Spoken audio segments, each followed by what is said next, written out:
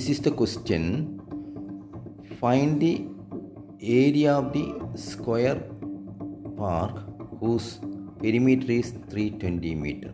Find the area of the square park whose perimeter is 320 meter. Perimeter means circumference. Square means it is a rectangle whose all sides are equal. 4 sides are equal. If A meter is the one side and all are A meter. So A plus A plus A plus A, 4A is equal to 320.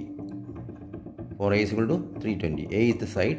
4 into side is equal to 320. So side is equal to 320 divided by 4. 320 divided by 4 is equal to 80 meter. That is a side.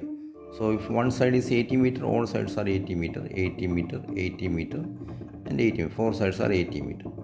Then area. Area is equal to, the equation of area is equal to side squared, A squared, side squared. Side into side is equal to 80 into 80, 80 squared into 80 into 80 is equal to 6,400 meter squared, square meter. This is the area of the square park.